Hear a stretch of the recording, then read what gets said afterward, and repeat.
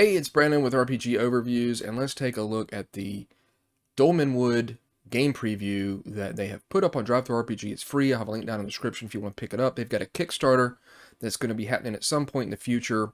I'll have a link down to the link that they're going to give you for when it's ready. So here's the cover: Adventure in Peril in Fairy Tale Woods. I apologize if I call it Dolmenwood.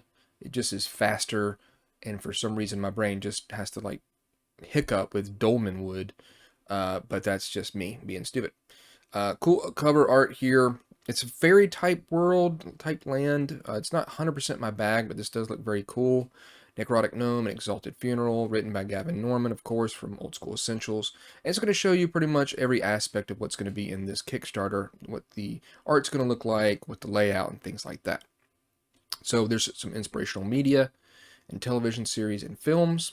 And it reminds me, the art does a little bit of like Sleeping Beauty. So yeah, player's book, campaign book, and monster book. And there's all new characters to play. There's the Breggle, there is an elf, there is a Grimalkin, a cat fairy, a human of course, a fungus-riddled mossling, and a bat-faced woodgrue. There is 9 classes: cleric, enchanter, fighter, friar, hunter, knight, magician, minstrel, or thief. It's a sandbox world with over 200 map hexes, 12 different detailed settlements, 280 NPCs, and 7 major factions.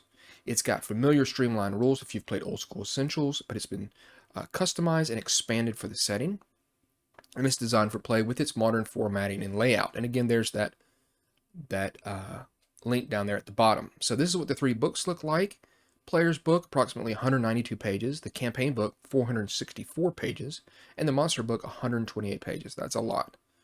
And then it's got these little kind of sentences letting you know what really is going on, what you're going to be doing. You're going to be exploring wild places, unearthing treasure hoards, confront fell beasts, recover saintly relics, forage for weird fungi and herbs, strike against chaos, unravel secrets of deep magic, seek the counsel of witches and hags, meddle in the affairs of the nobility, journey along fairy roads, and return to the homely hearth to share tales of peril with quaint locals over a mug of ale and a well-stoked pipe. Very nice. Tell you a little bit about the folk, the sentient folk, and the different factions. Fantastic map. 2 pages here. I love this area here of Mulch Grove, I guess is where it is, with all these mushrooms. It's pretty neat. Giant mushrooms. And then you're going to have your characters' races called Kindred here. All your kind of normal stuff that you know. This is what a monster stat block looks like, so that's very helpful. They're going to show you the Breggle, which are a goat-headed folk whose horn length indicates their social standing. I like that. I like this name generator here and how they deal with other kindred, as well as how to roleplay half-Breggles. So that's very nice. Some cool art of them, and then some great tables here to roll up with their background or trinkets, what their head looks like, their face, their dress, their beliefs, if you want to roll those up to add to your character. And it's going to show you about the cleric and how they work with their holy magic, and there's different orders here, how they turn undead and their advancement, the enchanter as well, detecting magic, fairy runes, and glamours are what they're going to use. And it's going to go right into the magic section here, telling you about glamours innately possessed by natives of fairy and by other folk touched by the magic that weaves through that realm. And then you have runes. The fairy runes are among the deepest magical secrets of fairy kind, discovered by mighty elf sorcerers in aeons long past. The runes tap into the magical fundament of fairy itself. So very cool. And it's got some rules here showing you about that. There's lesser, greater, and mighty runes.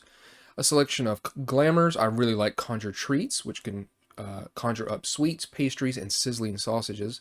Yes, please. I'll take that. Some more of them here, and then some holy magic, how to pray for them, praying at shrines. Very cool rule here.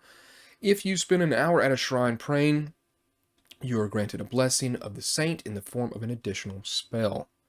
Very cool. Here's your list of holy spells and their description, and there's a bit of some flavor text here about each of the spells too. Very nice. And then you've got equipment, services, and animals. Dogs play a part in it as well. You have several dogs that you can possibly find or buy, and they have some different abilities, so that's very nice. And then Pipe Leaf takes center stage here in this section, as you have different pipes and different pipe leaf, and those different pipe leaves have different effects, such as the burglar's blend keeps one awake in the dead of night. So that's very neat. And then the fatty lumper brings on a ravenous appetite, which I have constantly, daily, and often. So it plays a big part. Retainers, adventuring section here, player roles, the caller, chronicle, mapper, and quartermaster. Rules for telling you there about splitting up the party. Some great just overall adventure stuff here. Rules for encumbrance. There's a basic weight encumbrance.